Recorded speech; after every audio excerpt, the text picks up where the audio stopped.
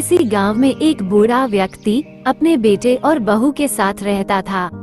पूरा परिवार बहुत सुखी और संपन्न था, किसी तरह की कोई परेशानी नहीं थी।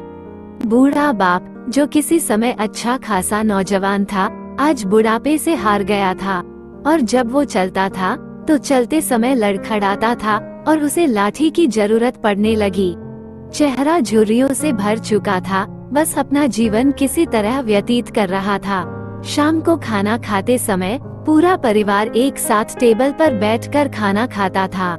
एक दिन ऐसे ही शाम को जब सारे लोग खाना खाने बैठे, बेटा ऑफिस से आया था, भूख बहुत ज्यादा लगी थी, वो जल्दी से खाना खाने बैठ गया और साथ में बहू और उसका एक बेटा भी खाना खाने के लिए बैठ गए।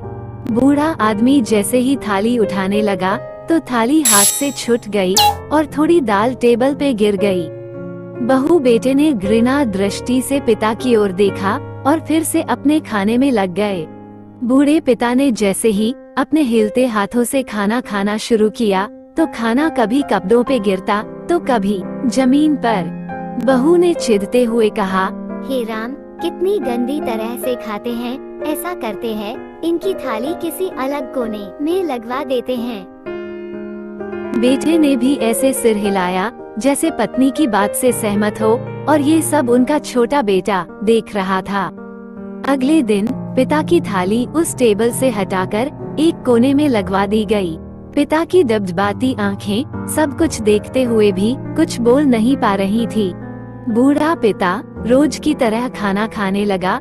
खाना कभी इधर गिरता तो कभी उधर। छोटा बच्चा अपना खाना छोड़कर लगातार अपने दादा की तरफ देख रहा था।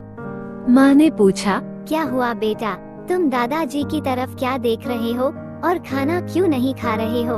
बच्चा बड़ी मासूमियत से बोला, माँ, मैं सीख रहा हूँ कि बड़ों के साथ कैसा व्यवहार करना चाहिए।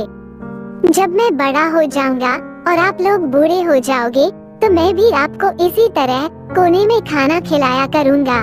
बच्चे के मुंह से ऐसा सुनते ही बेटे और बहू दोनों कांप उठे। शायद बच्चे की बात उनके मन में बैठ गई थी, क्योंकि बच्चे ने मासूमियत के साथ एक बहुत बड़ा सबक सिखा दिया था।